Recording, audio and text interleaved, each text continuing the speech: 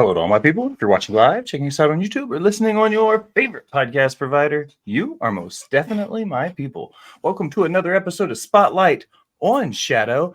That's not me, but I am your host tonight. I'm a chef by trade and work by choice. I am the Will Gray, and joining me tonight, he is the host of Spotlight with Shadow. He is the host of the returning, sorry for the interruption. He is the co-founder of Off the Top Media, and he is one of the proprietors for Rivet City Radio. It's our boy Shadow. Shadow, how the hell are you, brother? What's going on, man? I'm doing good.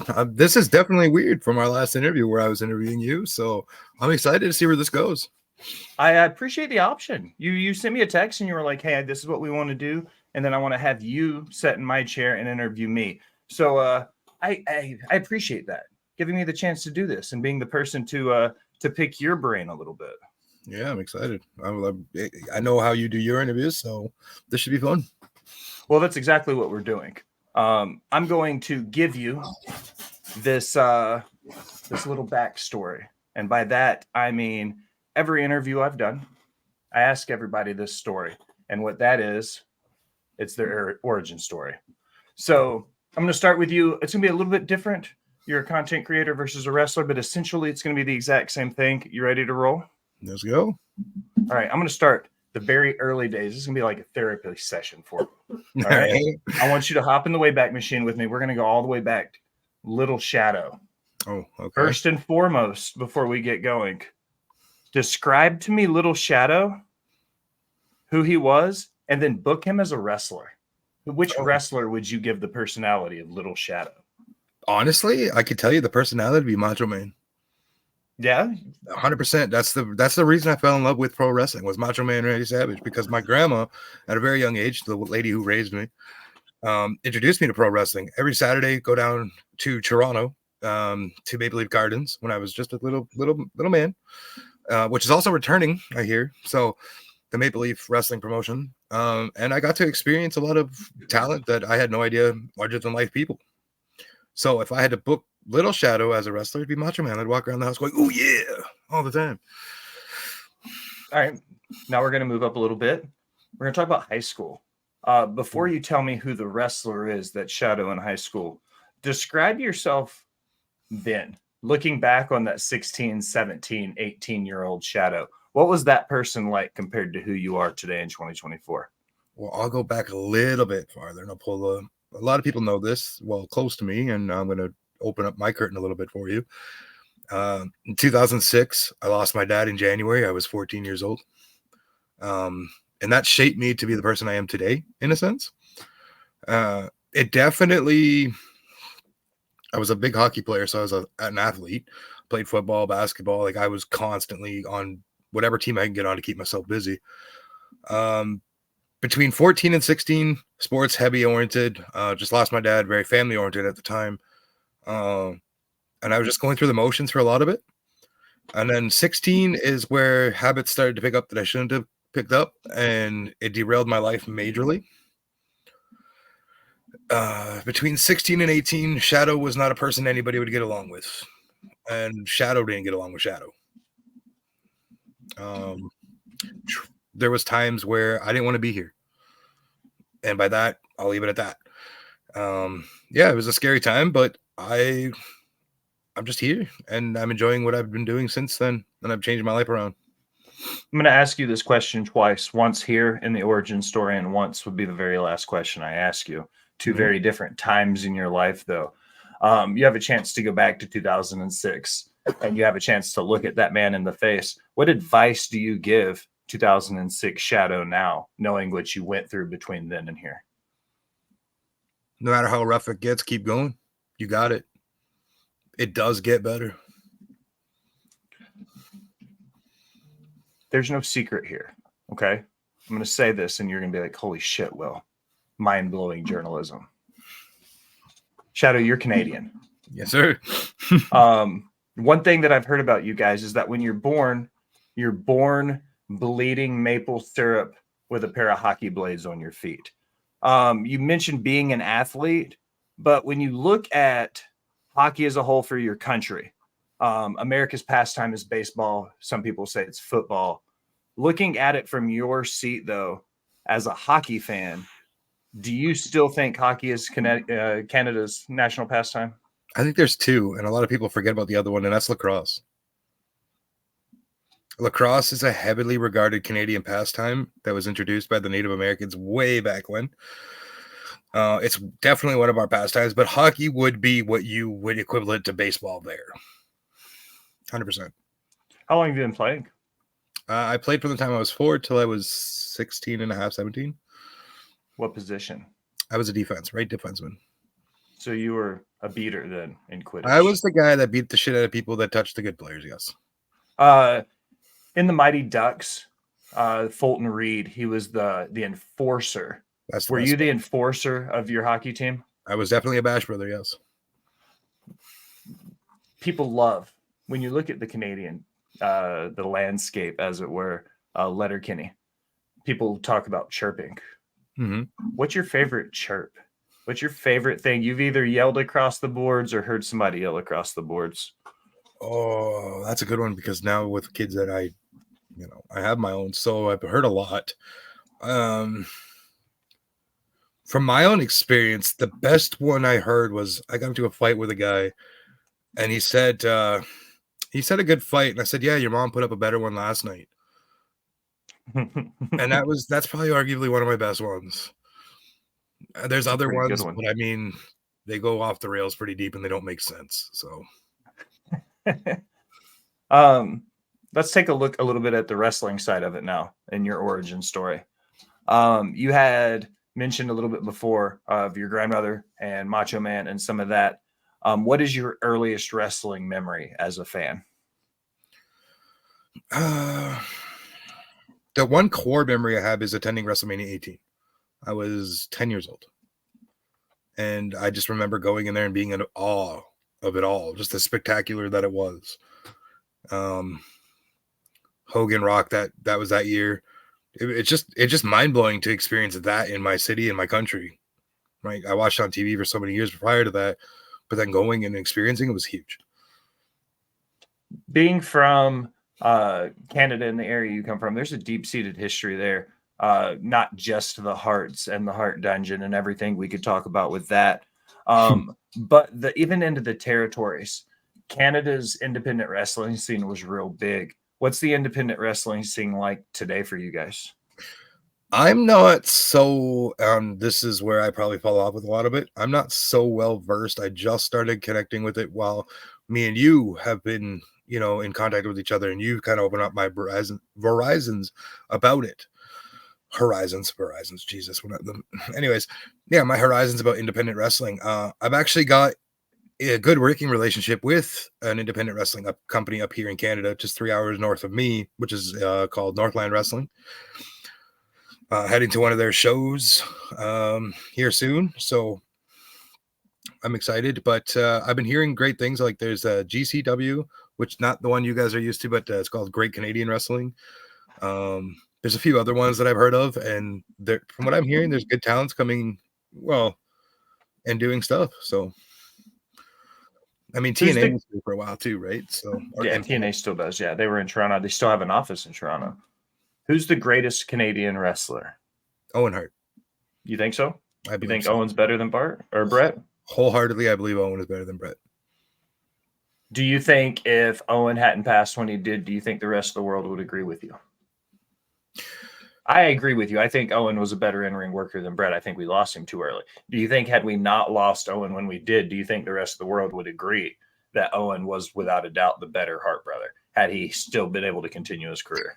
I believe so, because he had a better range. Because, yes, he could fill that comedy role. He could fill that serious role. He could play that mid-carder. He could play that contender. Whereas Brett, it was heavyweight title or nothing for him. There was always Captain Serious, right? Like, he just never took a comedic side to things. All right. We're going to move a little bit into the meat and potatoes of it all. We're going to start talking a little bit more about Adult Shadow a little bit. One of the big things that I very first learned about you was your wrestling memorabilia collection. Yes. It's pretty extensive. You've got one of the bigger ones I've seen in any wrestling collections, not just Wrestle Talk. We're going to start at the top with that with a really simple question. What's your favorite piece of memorabilia or merch that you own? Ooh, that's a toss-up right now. Given the fact that I have a lot of Bray Wyatt memorabilia. It's either my signed Christmas Fiend Funko or my fedora signed by Bray. What made you get into collecting? I'm a collector, but I collect a lot more than just wrestling. I have a very assorted collection. I'm a big antiques guy. What about wrestling memorabilia and merch made you want to be a collector? Honestly, hockey. I have a massive hockey collection that you've never seen. I have it boxed away because my wrestling takes up a lot of space. And then I collected Funkos, and that started an addiction that probably shouldn't be a thing. But here I am, 5 years later, still collecting them. But yeah, no, it's hockey that started it because I collected a lot of hockey memorabilia. I'd go to a lot of like semi-pro games and meet players that were pros. I got sent down to the minors, and I would get them to sign stuff, and then it just became an addiction of chasing the proverbial ring. And so I started doing that, and then the pandemic hit, and I was able to do it from home, and I could get a lot more stuff that I wasn't able to obtain beforehand because everybody went virtual. So that's where that kicked off. You make that a really easy segue because I was going to bring up being able to make a fandom into an income source, because you and I have talked about it coming into the pandemic. You looked at your collection almost like an investment, because you had pieces that you would bring in that you would flip to get something else, and then Yep. you would flip that to get something even better. And it became almost like a moving stock market for you. What was that step like the day you realized, like, oh shit, I'm turning a fandom into an actual side hustle? What was your mind what was it like wrapping your mind around that? I mean, that moment didn't happen for me until the beginning of mid 21, and I got to do a signing with Bret Hart, like a personal signing, and it really made me say, oh shit, like I'm doing this. And there was a lot of money made and a lot of money spent. It paid bills for a while really well. It took care of my household for a while really well. As the pandemic started to wind down, though, everything went back to normal, and it became really harder to obtain certain things. So I kind of backed out of that market, and now I have pieces that I will let go, but then I still have pieces that aren't going anywhere. So recently you had a chance, you were at Money in the Bank. Mhm. You had a chance to meet one Jason Baker. He Yes. has a huge piece. This is an obvious transition into the direction we're going with this conversation. I'm starting with him for a reason, because my next few questions are about to be. We're going to talk about Bo. We're going to talk about Bo Dallas. Okay. Okay. No, I'm just kidding. So let's start with Jason. You had a chance to meet him at Money in the Bank. We've talked about Wyatt a little bit already, but let's start with Jason. And what was it like to have a chance to meet him, knowing he was that bridge? You had a chance to meet him, plus you had the ultimate fandom with Bray and everything he represented for you. Let's start with Jason and Money in the Bank. What was that like? Oh man, for the last year I've been in contact with Jason. We've had multiple conversations. I've been trying to, obviously, given his schedule, it's a lot harder than I want it to be, but I respect it. We've had a great repetition between the two of us and constant communication, which is great, especially with someone of his stature in the business he's in. To be a little person that nobody knows and just having that communication has been wonderful. Come Money in the Bank, flash forward there, and shot me a text, and I shot him one back, and he's like, okay. And then he was there. He was at my seats, and it was such a surreal moment just to see the man. Not only was he just a Bray guy, but like everything else he's done in the horror industry too. Just, it was great to meet someone that I idolized. And they say don't meet your heroes, right? But Jason was everything I expected and a little bit more. And it was definitely fun. And we spoke a little bit candidly about Bray, quiet, a couple of people I was with got a chance to take a picture with him and shake his hand and stuff like that. But it was definitely a surreal moment that weekend. Let's dive right into it. Let's talk about Bray for a minute. You have been very vocal a little bit over a year ago now, since we've lost him, how important he was to you as a fandom, how important he was to the wrestling business and everything. Let's start at the top with Bray Wyatt. When did your fandom with him start? Because Bray has a very elaborate career. Mhm. If you want to know about it, go back to the Off the Top YouTube, listen to the career retros with both of them that have to do with him. But when did your fandom specifically start with Wyatt? Um, well, Bray Wyatt was when he was introduced to NXT back in the late 2010 era. But I've been a fan of Wyndham since FCW, and I've watched him come up and go to NXT as Husky Harris. He showed me that a guy like me, I'm a big guy, right? So a guy like me could do this. Then when he was introduced to NXT as Bray Wyatt and the Wyatt family, something just captivated me right then and there. And I just got lost in his words. And as we progressed to the main roster, it got better and better and better. And he sunk me, man. I just someone that I believed in, that I could believe in myself. When you look at your career as a content creator, moving past hockey, moving past wrestling memorabilia, looking at it now as a content creator specifically towards wrestling, how do you see Bray Wyatt influencing your content? Ooh, I've never been asked that. It's just I'm kind of lost for words on that. How do you draw inspiration from him, maybe? Yeah, that I was getting there. Like I get inspired by the way he had a life of just put it out there and do and be you. Because at the end of the day, you are you. And if you can project yourself and people enjoy it, you're doing something well. And don't take no for an answer. Be creative as possible. Push forward. There's always going to be a niche that somebody that likes it. Bray was very vocal on his social media about how important his family and life were outside of just wrestling. His fiance, his kids, everything about it. He had just had a baby. Gonna pull the curtain back a little bit, not too far. Do you see how good of a father and dad and person he was to his family? Do you try to draw inspiration into that with you and your kids and your family?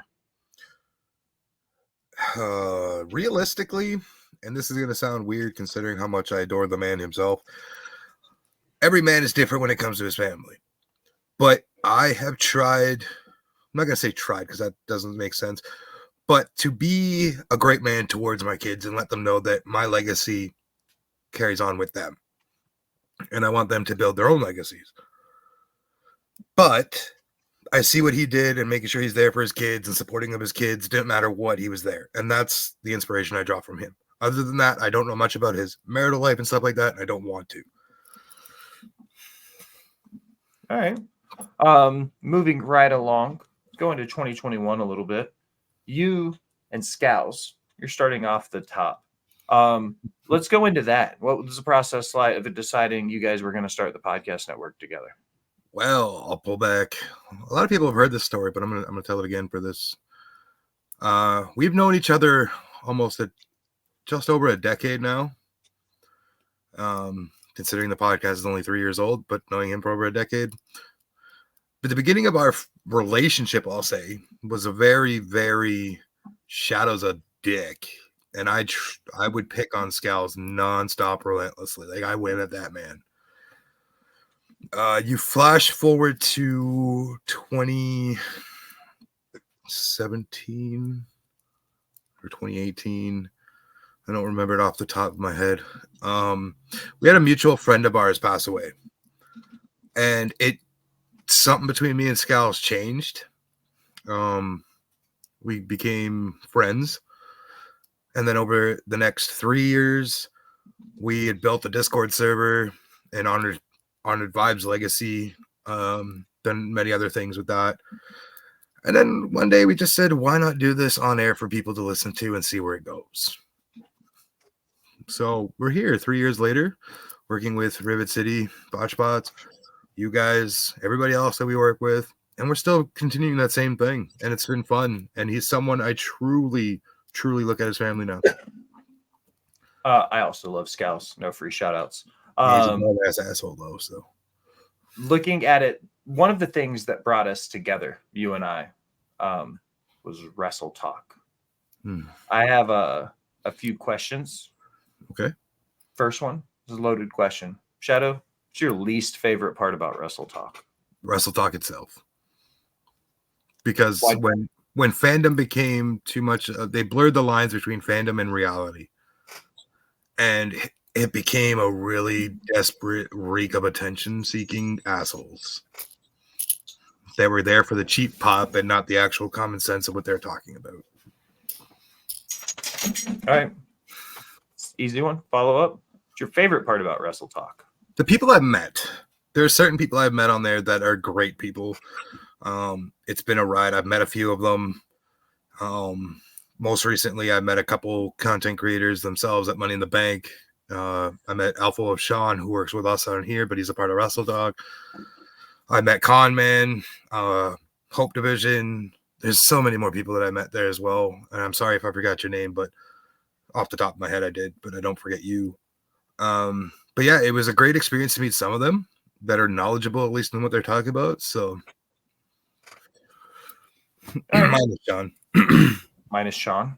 Yeah. Fair. Yeah. How do you feel being a content creator has changed you from who you were before off the top, and you decided you wanted to jump 2 feet into the content creation world? How do you feel 3 years later, nearly 4 years later? How has being a content creator changed who you are? That's so. Okay.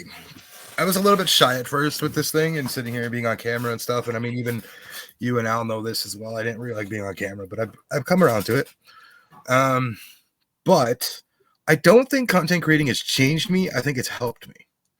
It was a lot more of my confidence and just being able to talk to people, because in person I can talk a year off and we can talk. But like online, I was a little bit shy, timid kind of person. But then once I realized I could be myself, I just turned myself up to 14. And what you get is what you get. Just a little bit more hyperactive. A little bit more hyperactive. Shadow.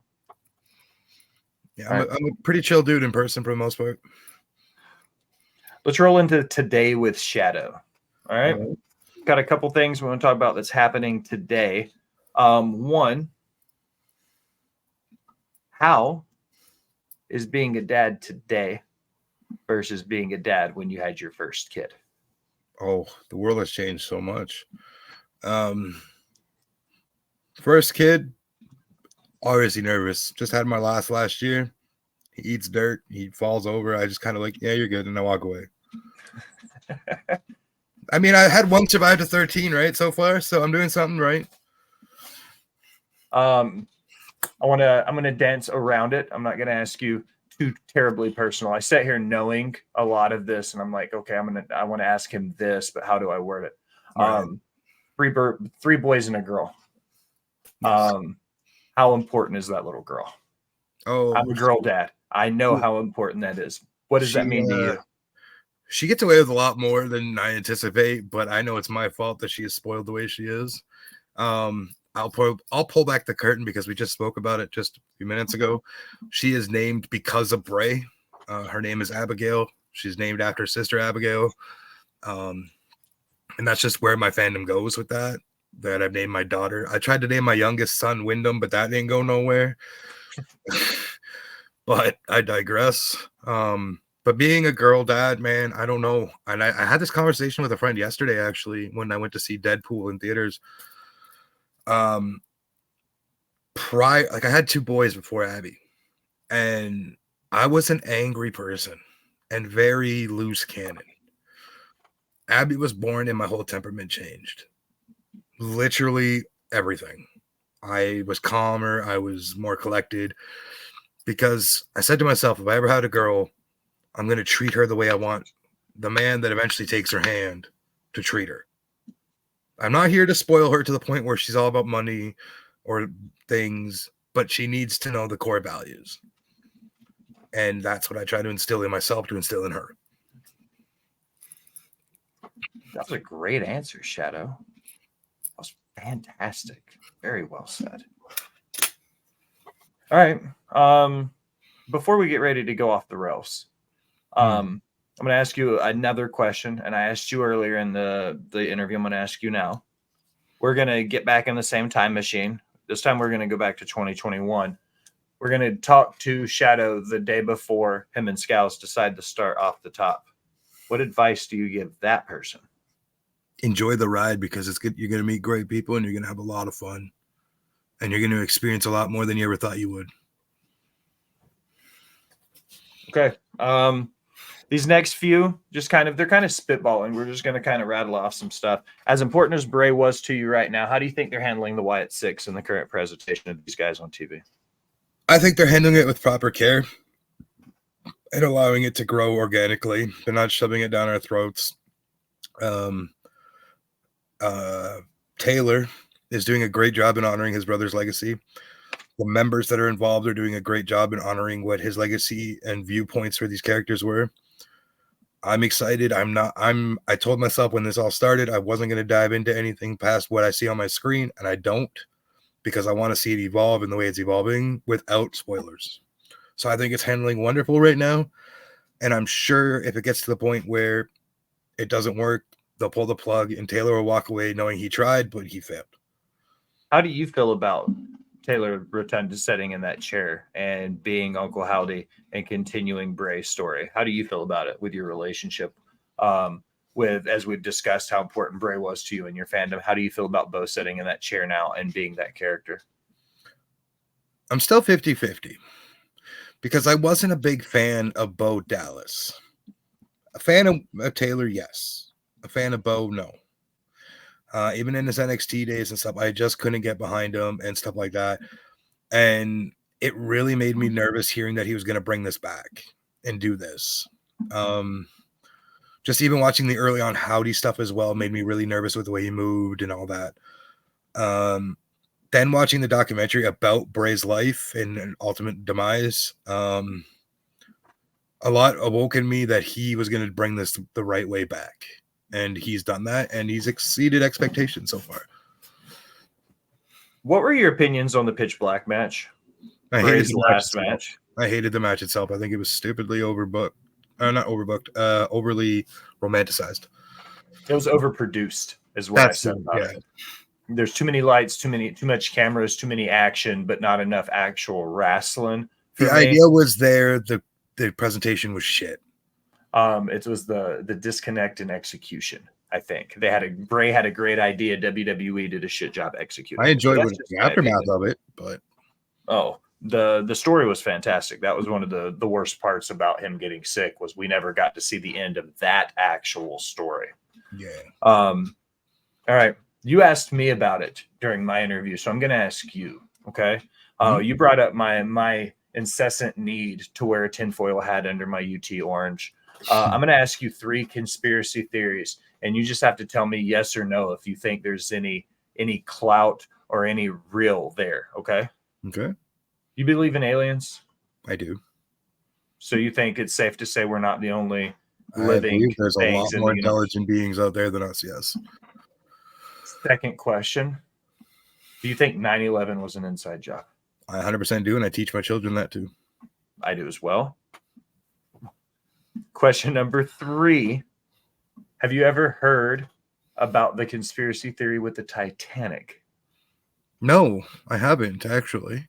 Okay. Wait, is that where they switched the ships before? Where they switched the ships and the Titanic was actually the Olympic? I have done half studying that, and I don't know if I'm sold on it completely. But there's a lot of coincidences that make sense. There were a lot of things that happened. All right, Shadow. I do it the same way every time, from world champions to indie stars, and this now includes content creators, but you all have to answer 5 random questions or 5 rapid fire questions that have nothing to do with wrestling. I've got your 5 queued up. You ready to go? Yes, sir. Question number 1. What was the last show you binge watched? Grey's Anatomy. I love Grey's Anatomy. Really I quit watching after Derek died. Oh, I've watched all 20-some seasons now, and I'm about to get ready for the next one. Really? Yeah. You and I need to have a conversation about that I never realized needed to happen. I quit watching when Derek died because I thought that was the last anchor piece of the show outside of Meredith. And at that point, I had stopped caring. Fun fact, and I'll bring this up. My children's mother looks like Christina Yang. I like Christina Yang. She's my favorite character in the whole show. Question number 2. What was your favorite cartoon as a kid? Ooh, South Park. 100%. Really? Yep. Question number 3. Wayne Gretzky or Alexander Ovechkin? Ovi, because I hate Gretzky. Really? Yep. He's like Canadian Jesus, right? No, that's me. Actually, that's Ryan Reynolds now, or Marvel G, whatever. But no, the story behind that is I was 11, 12 years old. I went to West Edmonton Mall. Gretzky was doing a signing there. He refused to sign my card, and I said, fuck you, and I left. Damn. Yeah. Okay. Never liked him anyways. Mario Lemieux was better. Oh, I was judging. Honestly, I had written down Sidney Crosby because you and I have had a conversation about he's the favorite player. So I was going to ask you to pick between Gretzky or Crosby. Then I switched it out because we had just talked about Ovi the other night. So it was fresh. I love Ovi, though. I love his style. Question number 4. Do you believe in ghosts? Yes and no. Yes, because I watch this is going to sound weird maybe, but whatever. The way my daughter acts, I believe that I know that you asked for ghosts, but I believe in like the spirit world itself. That's kind of what I mean, just a blanket statement. The way my daughter responds and acts to certain things reminds me of my grandmother, and I believe that spirit floats around her. Question number 5, Shadow. It's the most important question of the night. All right. And I have asked sitting world champions this question. I have asked people from WWE down. You already know. Mm-hmm.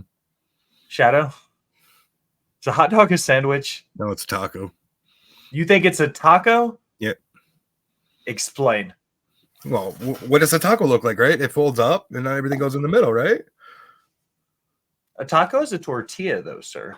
Right, but when we're talking about the taco, we're talking about the hot dog. Hey, look, you could eat it as a taco. But a hot dog bun is a leavened dough. It's not a tortilla. I can roll a hot dog in a tortilla. You can, and then it's a hot dog taco. There you go. Just changed everything. Scouse, leave this in. This is revolutionary. All right, Shadow. That's the end of it. The hard stuff's out of the way. I'm going to let you off the hook and get back to being an awesome dad. But before so, I'm going to tell you to plug yourself on your own show. Oh, man. Well, make sure you're tuning in. This is the season finale of Spotlight with Shadow. We have some great conversations coming up in season 2. We have great things happening across Rivet City Radio. We have the return of Sorry for the Interruption coming up in the few weeks. Lots of stuff to do there. You can follow me on Twitter, where I am relentlessly chasing clout because I'm an asshole. At that guy Shadow 91, and if you want to follow my Instagram, it's that guy Shadow 91 as well. And if you want to merge over and see what random shit I come up with, head over to my TikTok at that guy Shadow.91. Make sure you're also buying all of our merch across the board and helping us keep the lights on here at Rivet City Radio. And for that, I love you all. Shadow, I appreciate it. I'm going to say some quick words, and then we're going to go home and enjoy the rest of our night. First and foremost, we want to say thank you for listening. If you're hanging out watching us on youtube.com/offtetopmedia, make sure to like and follow, subscribe, hit that bell so you get notified anytime a new video drops or we go live. Anywhere you watch us here at Rivet City Radio or Off the Top Media, there's always going to be a few links in your description. One will be a Discord link. That is the direct link to all the host producers, content creators, and minds behind Rivet City Radio and Off the Top Media. The one directly below it will be the My Spreadshirt link. That is the merch link that Shadow was just talking about for all the hats and shirts and fanny packs and boxers with Bo's face on it and all the things and all the places. That's it. Shadow, anything for the class before I talk real fast? This has been Spotlight with Shadow. Now, as we close another episode of Spotlight with Shadow, I want to take a minute. Thank you for listening. Remind you to go wherever you do anything on the internet and like, follow, subscribe, unsubscribe, and unsubscribe again. Leave a comment telling me that I did pretty terrible, but Shadow is a freaking amazing guest. Either way, it helps the algorithm and it helps find new listeners. If you're feeling really generous, be one of the VIP people, have a patreon.com and donate to the Rivet City Radio Podcast Network. You get some fantastic swag. We get some fantastic guests. It's a win-win for my boy Shadow. I am the Will Gray. Thanks for stopping by and listening, my people.